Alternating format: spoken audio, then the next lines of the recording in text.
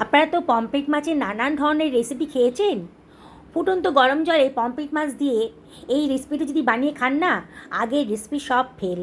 দেখবেন বারে বারে কিন্তু এই রেসিপিটা আপনাদের বানিয়ে খেতে ইচ্ছে করছে।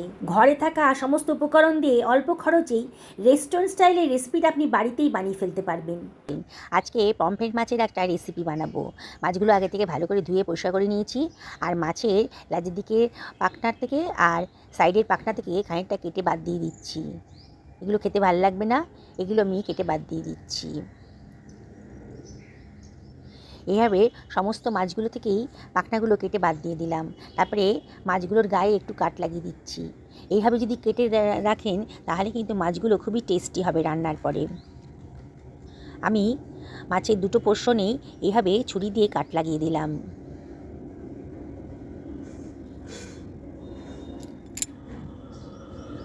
দেখুন কীভাবে কেটে নিলাম মাছগুলোকে।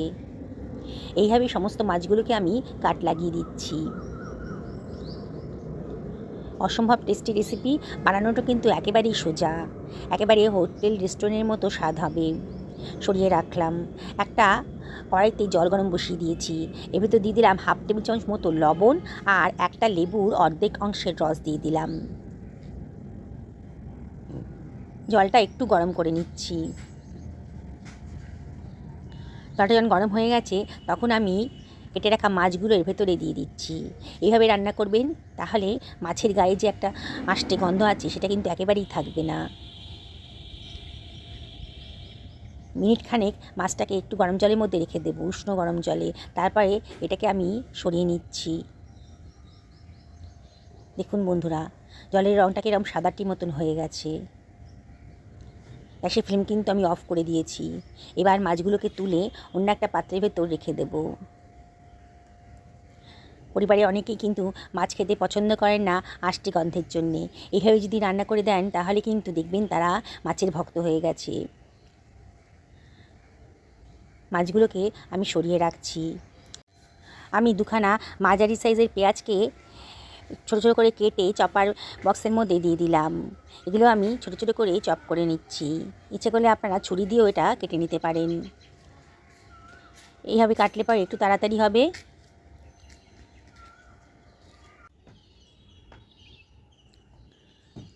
দেখুন সুন্দর করে কাটা হয়ে গেছে। এবার এটাকে আমি সরিয়ে রাখছি। আমি একটা মিক্সার গ্রাইন্ডার নিয়ে নিয়েছি। এর ভেতরে দিয়ে দিলাম কতগুলো রসুনের কোয়া, আর 1 ইঞ্চি পরিমাণ আদা কুচনো দিয়ে দিলাম, আর কতগুলো শুকনো লঙ্কা দিয়ে দিলাম, 1 টেবিল চামচ গোটা জিরে, 1 টেবিল চামচ গোটা ধনে দিয়ে দিলাম।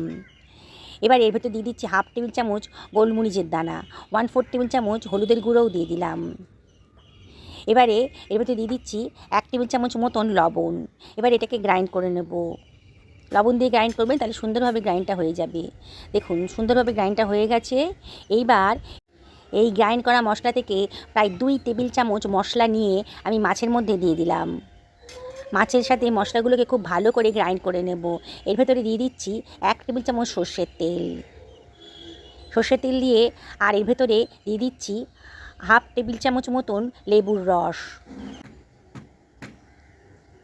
এবারে 1/2 টেবিল চামচ মতন কিচেন কিং মশলা দিলাম, 1/2 টেবিল চামচ কাশ্মীরি লঙ্কার গুঁড়ো দিলাম। দিয়ে এই মশলাটা মাছের সাথে খুব ভালো করে মাখিয়ে নিচ্ছি। মশলাটা প্রতিটা মাছের গায়ে খুব ভালো করে মাখিয়ে নিতে হবে। একবার যদি এইভাবে বানিয়ে খান না, বারে বারে কিন্তু আপনাদের এইভাবে বানিয়ে খেতে ইচ্ছে করবে। এর স্বাদ কিন্তু ভুলতেই পারবেন না।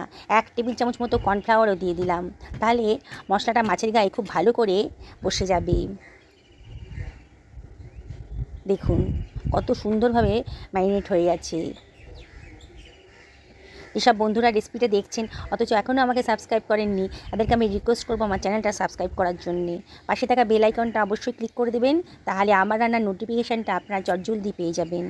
ম্যারিনেট করা হয়ে গেছে, এটাকে সরিয়ে রাখলাম। কড়াইটা গরম করতে বসিয়ে দিয়েছি। এর ভেতরে দিয়ে দিচ্ছি 2 টেবিল চামচ সর্ষের তেল। তেলটা যখন বেশ গরম হয়ে গেছে, ম্যারিনেট করা মাছটা আমি এর ভেতরে দিয়ে দিলাম। আমি প্রায় 5 থেকে 7 মিনিট মাছটাকে রেস্ট রেখেছিলাম। আপনাদের হাতে টাইম থাকলে পরে একটু বেশি সময় ধরে রাখবেন। এবার মাছটাকে আমি ফ্রাই করে নেব।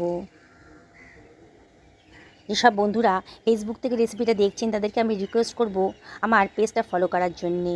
দেখুন একটা পিঠ হয়ে গেছে, আবার এটাকে উল্টে আর একটা পিঠেও আমি ভেজে নেব খুব ভালো করে। গ্যাসের ফ্লেমটা এই সময় মিডিয়াম টু হাইতে রেখেছি। দেখুন মাছটা ভাজা হয়ে গেছে। এইভাবে বাকি মাছগুলো আমি একইভাবে ভেজে নেব।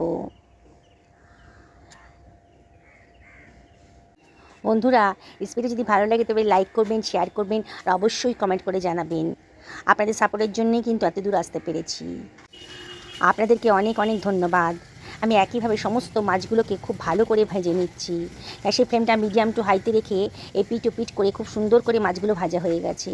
একেবারে নতুন ধরনের নতুন স্বাদের রেসিপি। দেখুন সমস্ত মাছগুলোই আমার ভাজা হয়ে গেল, সরিয়ে রাখলাম। এবার ওই তেলের ভেতরে আমি দিয়ে দিচ্ছি 1/4 টেবিল চামচ গোটা জিরে, আর দিয়ে দেব পেঁয়াজ কুচোনোটা, দিয়ে সব কিছু খুব ভালো করে মিশিয়ে নিচ্ছি। গ্যাসের ফ্লেমটা মিডিয়াম টু হাইতে রেখেছি, আর অনবরত কিন্তু নাড়তে হবে। দেখুন পেঁয়াজের কালারটা কিন্তু চেঞ্জ হয়ে যাচ্ছে। গ্রাইন্ড করে রাখা যে মশলাটা ছিল গ্রাইন্ডারে, সেই মশলাটাও কিন্তু দিয়ে দিচ্ছি পুরোটা। অসম্ভব টেস্টি, একেবারে নতুন স্বাদের একটা রেসিপি আজকে তৈরি হতে চলেছে। গ্রাইন্ডারটা ধুয়ে অল্প জলও দিয়ে দিলাম, দিয়ে সব কিছু আবারও খুব ভালো করে মিশিয়ে নিচ্ছি। অনবরত কিন্তু নাড়তে হবে। অসম্ভব টেস্টি হয়েছে, আপনারা নিজেরাই অবাক হয়ে যাবেন, ভাববেন আগে কেন ওই রেসিপিটার কথা জানতাম না।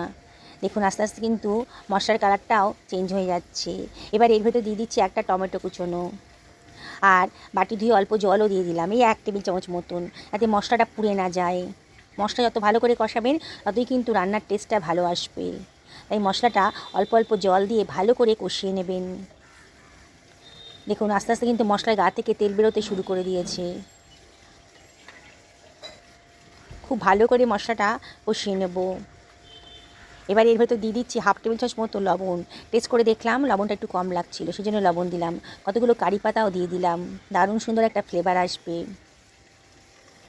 আপনার ইচ্ছে করলে যখন তেলে ফোড়ন দিচ্ছিলেন তখনও কারি পাতাটা দেওয়া যেতে পারতো।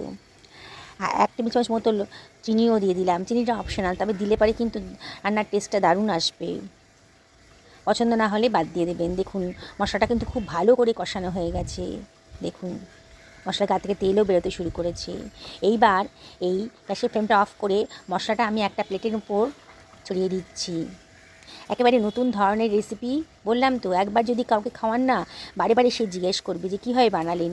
মশলাটাকে আমি ভালো করে প্লেটের মধ্যে ছড়িয়ে দিচ্ছি। এইবার দিয়ে দিচ্ছি ভেজে রাখা মাছগুলো। রেসিপিটা দেখে সবাই অবাক হয়ে যাবে, আর বারে বারে রিকোয়েস্ট করবে আপনাকে এটা বানিয়ে দেওয়ার জন্য, এতটাই টেস্টি।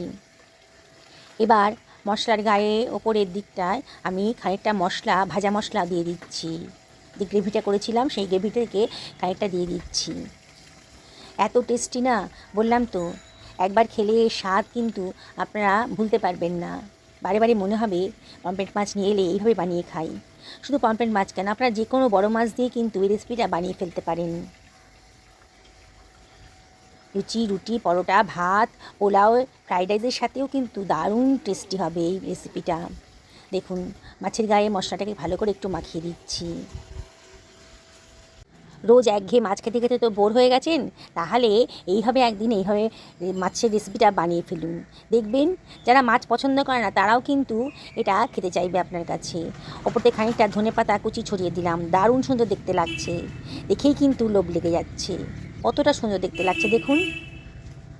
আমি আপনাদেরকে আবারও রিকোয়েস্ট করব, একদিন আমার মতন করে এভাবে বানিয়ে ফেলুন।